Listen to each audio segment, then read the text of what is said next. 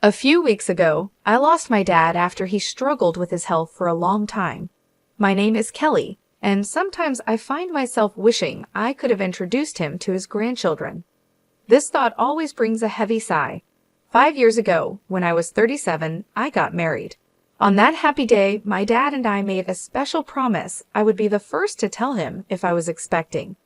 Sadly, that's a promise I will never be able to keep, and it's the biggest regret I have about my dad. His illness was discovered a year ago, and since then, I did everything I could to be there for him. I visited our childhood home more often, spent many hours at the hospital with my mom, and made sure to call or video chat even more. Despite all of this, I sometimes wonder if it was enough. I'd often think to myself, could I have done more? Lost in thought, I whispered these words, and my mom, always supportive, comforted me, saying, "Kelly, you did everything you could." Your dad knew that, and he was proud. Just then, my sister Julia walked in with a man who looked to be about 45, probably the lawyer. "This is Scott, the attorney," she introduced him, and my mom quickly offered him a seat. As soon as we all sat down, Julia couldn't hold back and mentioned that the lawyer said Dad left us a significant inheritance. I couldn't help but respond, "Julia, you know it's not all yours." That comment instantly changed the mood. My sister and I have always had a rocky relationship, made worse by our dad's illness. Her refusal to visit our dad, even though I tried to bring them closer, didn't help. Her attitude has always been a problem, and it became even more noticeable during these difficult times. Looking back, my words to her might have been too harsh, driven by my worry for our father.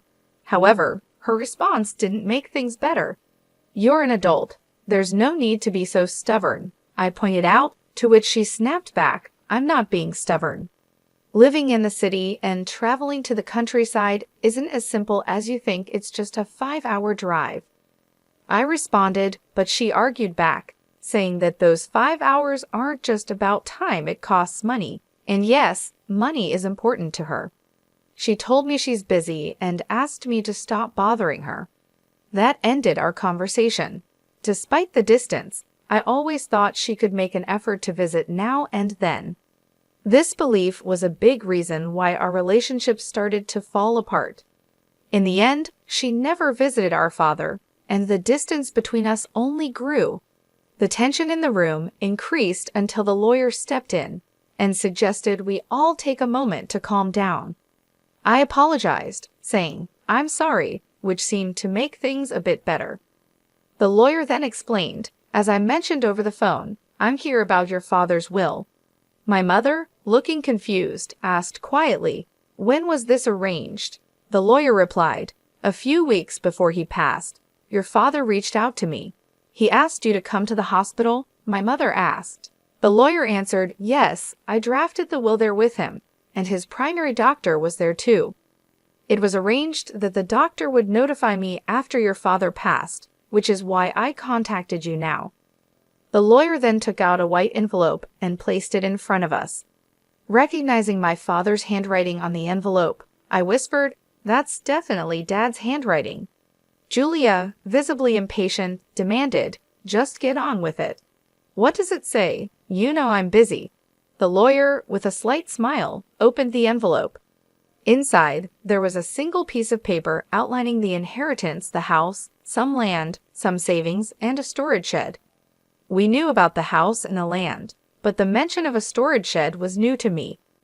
My sister, frustrated, turned to the lawyer and asked, "Wait, what about the farm?" The lawyer echoed, a bit surprised, "Yes, the farm." I explained, our father used to work on it as a hobby. He had run a successful business in a nearby town, but decided to slow down after turning 55, thinking about closing the company to spend more time on his hobbies, including the farm. This new mention of the farm added another layer to our father's legacy and what he left behind during my high school years. I remember saying that I wanted to take life a bit slower. My sister, who was in college at the time, didn't agree with this more relaxed approach. But both my mom and I, worried about my dad's health, supported the idea. "Don't worry about money, Julia. "We've got plenty of savings," my dad reassured her. Though hesitant, she eventually agreed. After that conversation, my dad did wind down his business and started farming close to our home. "There's something fulfilling about working with the land," he would say, his face lighting up with joy.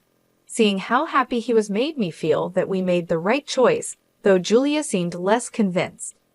Despite promising to come back home after graduation, Julia chose to build her career near her university and eventually married the CEO of an IT firm she met through her job. That's how things were when my father took up farming until his health started to decline. Julia insisted that the farm be included in the inheritance. At her insistence, the lawyer checked the documents and found that the farm was actually leased land. I had mistakenly thought we owned a large piece of land. Julia seemed disappointed by this discovery, but knowing little about farming ourselves, I felt it might be for the best. The discussion then turned to how the inheritance would be divided. "The house and the surrounding land will go to the wife," the lawyer said. Julia smirked, probably thinking about how the remaining assets would be split. "The rest, including the savings and the storage shed, should be divided between you three," the lawyer suggested. "Savings? That means cash, right?" "I'll take that," Julia said, focusing on the money.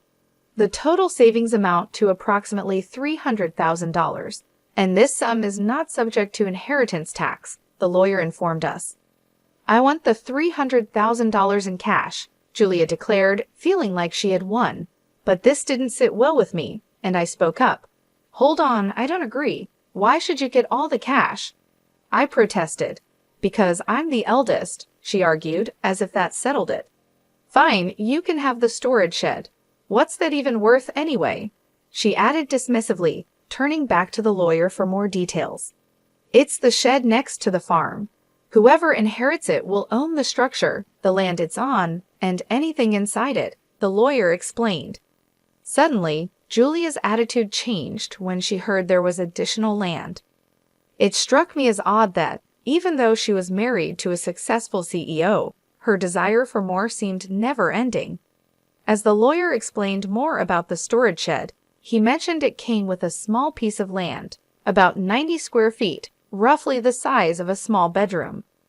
He then laid out some photos of the shed for us to see, showing both the outside and inside.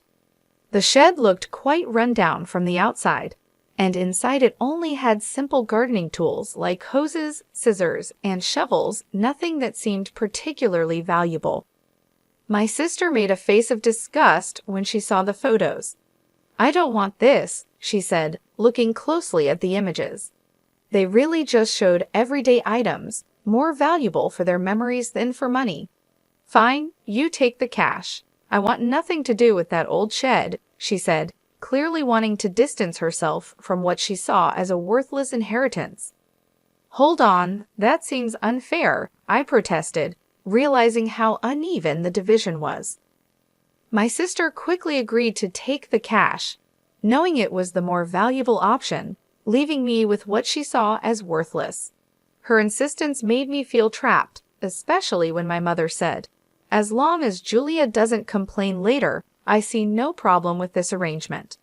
Complain? Why would I?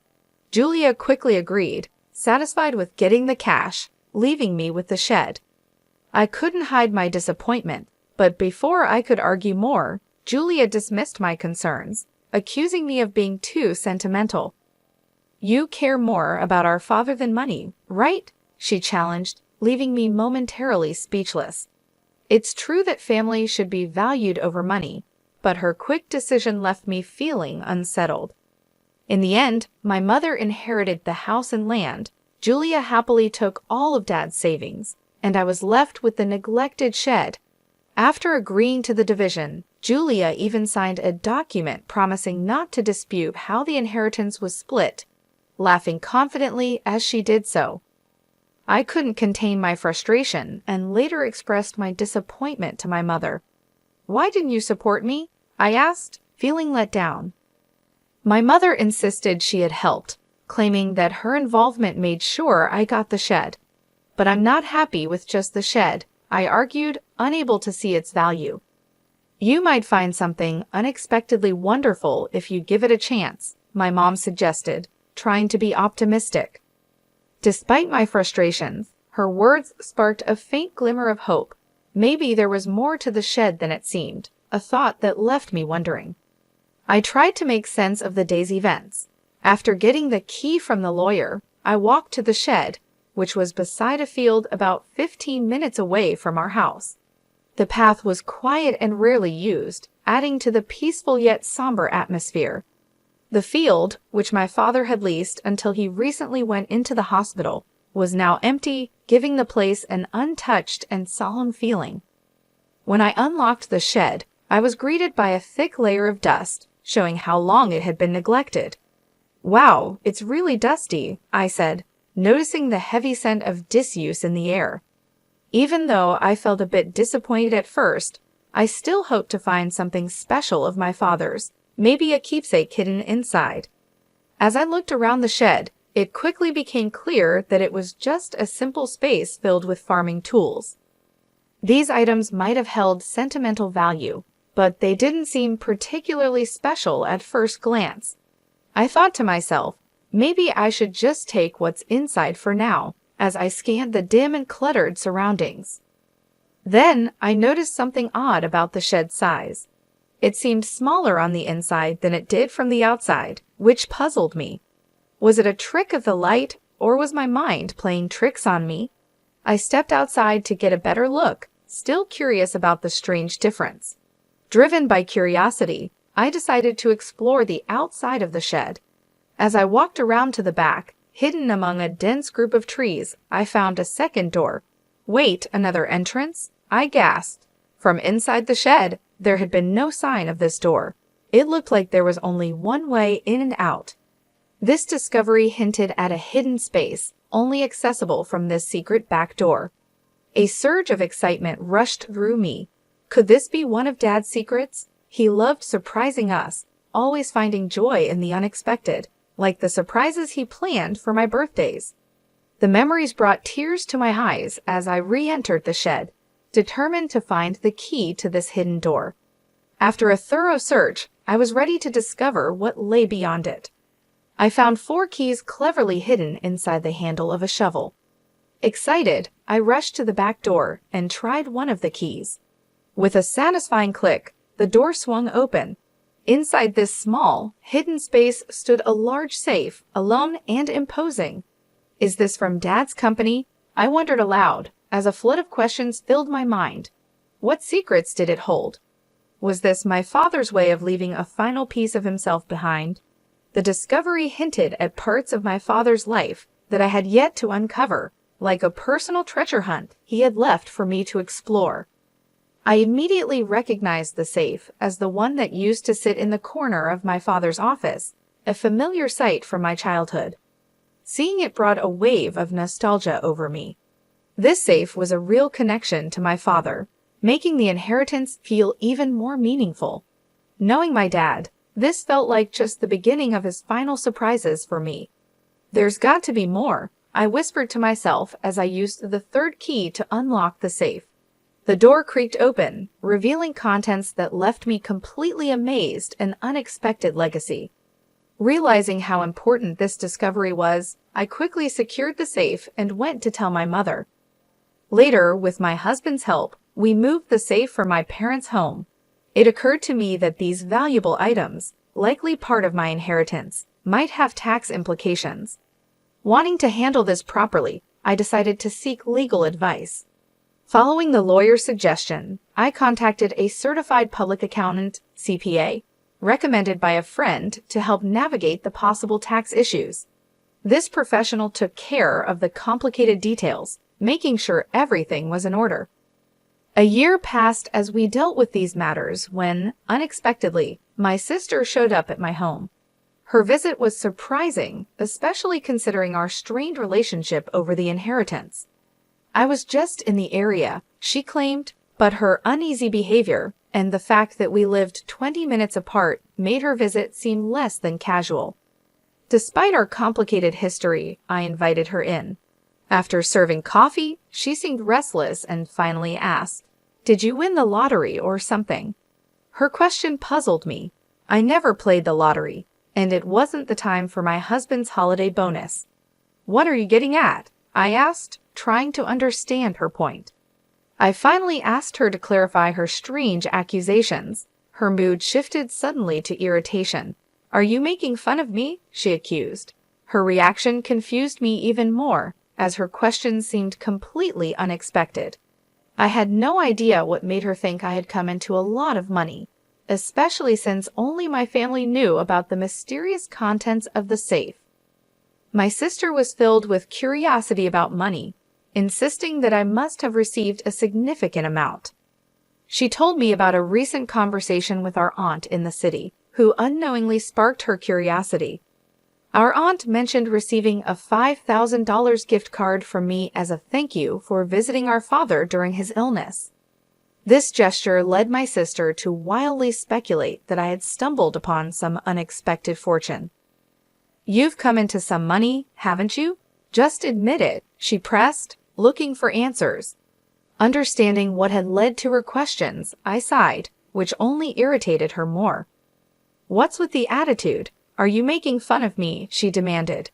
I tried to explain that it was just a gesture of appreciation, but she questioned where the money for such gifts came from. I reminded her of the inheritance, specifically the dusty shed she had dismissed, and then revealed the discovery of the safe inside it, a real treasure trove left by our father. The safe contained a collection of valuable watches, a passion of our father's. Although I wasn't sure of their exact worth, it was clear they were valuable, especially considering the modest savings left behind. This revelation led to a discussion about the possibility of having to pay inheritance tax, a concern my mother had raised when she learned what was inside the safe. "What should I do, Mom?" I asked, seeking her advice. My mother suggested handling everything openly and honestly, reminding me that secrets like these usually come to light eventually. Following her advice, I contacted the lawyer we had previously consulted. The lawyer explained that the value of inherited items determines whether inheritance tax applies. This led me to take the responsible step of accurately declaring the inheritance and ensuring I was complying with all the legal and financial requirements of my newfound wealth by seeking professional advice.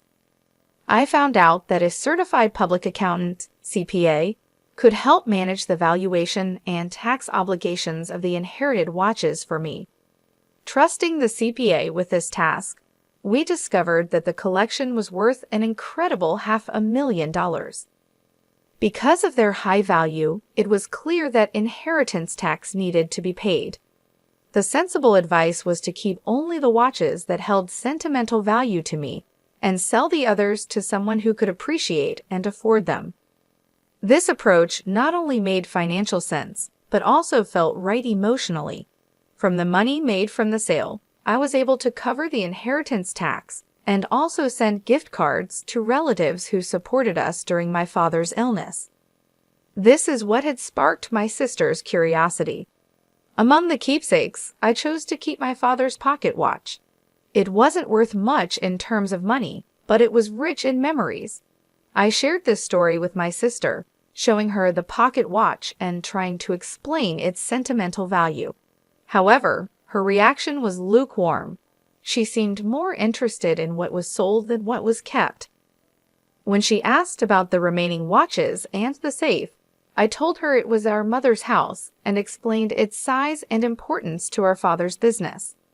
Her response was thoughtful, which left me feeling uneasy about her intentions. However, she left without asking any more questions, much to my relief, though I couldn't shake off an unsettling sense of worry. My fears were somewhat confirmed that very night when I received a distressing call from my mother, urging my husband and me to come to her house quickly. As we approached, the scene was alarming: red lights flashing in the darkness, police cars stationed outside. Pushing through the gathering crowd, I found my mother and learned what had happened. She had been getting ready for bed when she heard strange noises that startled her. It sounded like someone was frantically searching through the house. With no one else home to help, my mother made a quick decision to escape through a window, driven by fear and desperation.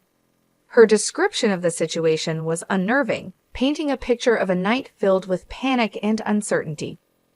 Under the cover of darkness, my mother had noticed the eerie glow of a flashlight moving inside the house, confirming her fears of a burglary. In a state of panic, she made her escape. She sought help from our neighbor, who, after seeing the suspicious activity, quickly called the police, convinced that a burglar was in the house. But the supposed intruder was actually my sister, Julia, who had decided to search the safe after hearing about my inheritance earlier that day. Without knowing her intentions, both my mother and the neighbor were understandably alarmed. When the police arrived, the situation escalated. Julia, caught off guard and feeling guilty, tried to flee the scene in a panic. Ironically, as she attempted to escape, she collided with the safe, causing it to tip over and trap her underneath. This accident led to her being rushed to the hospital with complaints of leg pain, leaving us all in disbelief over her reckless actions. After this chaos, my mother and I found ourselves apologizing to the responding officers for the misunderstanding. I also felt the need to inform Julia's husband about the incident, only to learn from him that Julia had been hiding a significant amount of debt due to her extravagant spending on luxury items. Their recent argument had ended with her storming out, determined to borrow money from our mom to settle her financial troubles. What we didn't know was that she had already used up her inheritance in an attempt to pay off her debt. Julia's husband, already stressed from discovering her financial mismanagement, declared his intention to divorce her after hearing about her latest escapade. This revelation explained Julia's desperate actions that night, which led to a tense scene at the hospital where her husband brought up the subject of divorce. The entire ordeal turned into a dramatic clash, highlighting the serious consequences of Julia's actions and the turmoil they caused in our family. Julia was adamant, insisting, "I'm not getting a divorce, absolutely not." But the reality of her situation became clear when her husband presented the divorce papers. Faced with undeniable evidence of their broken relationship, she had no choice but to sign them. Now confined to her hospital bed, with a mix of shock and resignation, she was flipping through a part-time job magazine, clearly thinking about how to tackle her debt with new employment. While this turn of events was unfortunate, it offered a small glimmer of hope that she might finally take responsibility for her actions after everything that had happened. I made an important decision to move back to my childhood home. The chaos had definitely made me worried about my mother's well-being, but there was also a happier reason behind my choice I found out I'm expecting. After a lot of discussion, my husband and I agreed that moving back would be the best decision. This way, we can have my mother's support as our family grows. Even though I regret that my father couldn't be part of this joyful news, I find comfort in believing he would have shared in our happiness.